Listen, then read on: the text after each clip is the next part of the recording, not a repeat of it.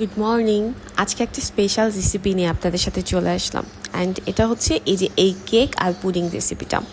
যারা আমার last blog দেখেছেন তারা অলরেডি নিউ অ্যাবাউট যে আমি আমার হাজব্যান্ডের বার্থডেতে একটা কেক বেক করেছিলাম। এটা এতটাই ভালো ছিল, তো আমার ছোটো ভাই আমাকে আস্ক করছে যে কী কী ইনগ্রিডিয়েন্টস দিয়ে আমি এটা বানিয়েছি। Then I thought why not যে আমি আরেকটা কেক বানাই, বিকজ আমার অ্যানিভার্সারিও ছিল। সো আমি একটু স্পেশালভাবে কিছু করার ট্রাই করলাম, বাট এটা completely it was really very delicious and super look, and I had no idea যে এটা ফার্স্ট টাইমে এত বেশি পারফেক্ট হবে।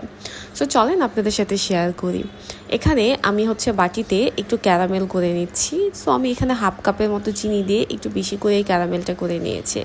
অ্যান্ড দেন ফার্স্টে আমি পুডিংয়ের জন্য যা যা ইনগ্রিডিয়েন্টস সেটা রেডি করে নিব।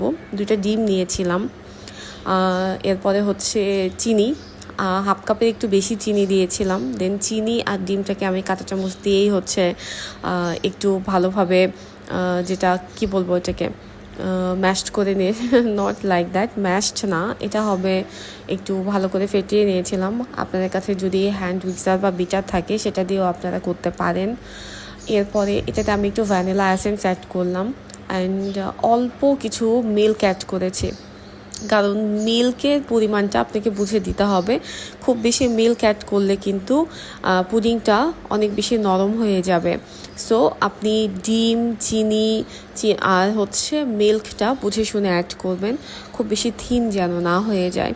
দেন এটা আমি একটা সাইডে রেখে দিয়েছি। এরপর আমি চলে গিয়েছিলাম কেকের ইনগ্রিডিয়েন্টসগুলো বানানোর জন্য। অ্যান্ড কেকের ইনগ্রিডিয়েন্টসের জন্য আমি হচ্ছে অ্যাজ ইউজুয়াল 2টো ডিম নিয়ে নিয়েছিলাম, অ্যান্ড এর সাথে হাফ কাপ তেল অ্যান্ড এক কাপের মতো চিনি, এগুলো আমি আমার ব্লেন্ডারে একসাথে মিক্স করে দিয়েছি।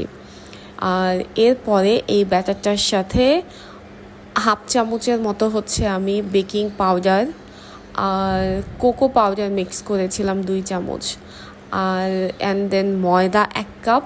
এই সবগুলো শুকনো ইনগ্রিডিয়েন্টস হচ্ছে আমি একসাথে একটা চালনিতে চেলে নিয়েছিলাম। আর এই যে কোকো পাউডার আর বেকিং পাউডার, এই ইনগ্রিডিয়েন্টসগুলো আমি হাজি সুপার থেকে নিয়েছি। অ্যান্ড হাজি সুপার হচ্ছে আমার হাজব্যান্ডের একটা কোম্পানি, যেটা খুব বেশি দিন হয়েছে লঞ্চ, খুব বেশি দিন হয়নি লঞ্চ করেছে, নিউলি লঞ্চ বলা যায়।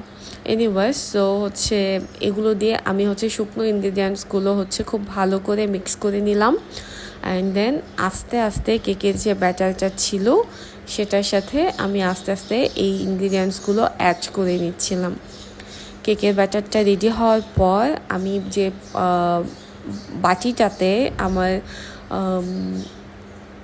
চিনি ক্যারামেলটা ছিল সেটার সাথে আমি পুডিংটা ফার্স্টে ঢেলে দিয়েছিলাম। এরপরে আমি কেকের ব্যাটারটা উপর দিয়ে ঢেলে দিয়েছি। এটা ঢালতে গিয়ে অনেকেরই একটা নার্ভাসনেস কাজ করতে পারে যে দুটো আবার মিক্স আপ হয়ে মানে কি না হয়ে যায়, বাট ডোন্ট ওয়ারি, আমিও ফার্স্টে এটাই ভেবেছিলাম।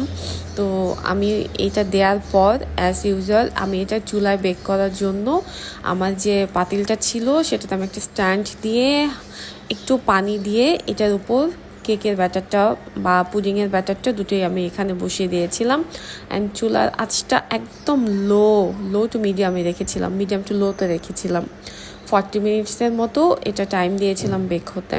অ্যান্ড উপরে আপনি যে ঢাকনাটা দিবেন, যেমন আমি ফ্রাই প্যানের ঢাকনা নিয়েছিলাম, এটাতে আমি একটা এলাচ দিয়ে ঢাকনাটা বন্ধ করে দিয়েছিলাম।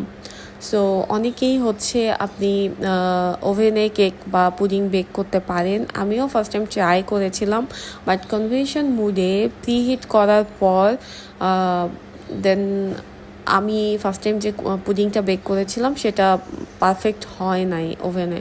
সো আমি অলওয়েজ চুলায় প্রেফার করি পুডিং কেক এগুলো বানাতে।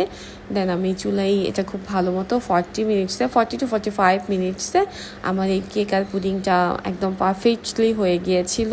অ্যান্ড চলেন এখন আপনাদেরকে এটার লুকটা দেখাই। রেডি, এই যে দেখেন এটা একদম পারফেক্টলি এটা হয়ে গিয়েছে। আমি হচ্ছে কাঠি দিয়েও ভিতরে দেখলাম যে কোনো লাম্পস বা কিছু নেই। সো এটা আমি এখন একটু নর্মাল টেম্পারেচার আসা পর্যন্ত ওয়েট করব, অ্যান্ড দেন আপনাদেরকে এটা ফাইনাল লুকটা দেখাবো। সো কেমন লাগলো আপনার রেসিপিটা? ডেফিনেটলি আপনারা এটা বাসায় ট্রাই করবেন অ্যান্ড চাইলে আমার সাথে শেয়ার করতে পারেন। Till then by.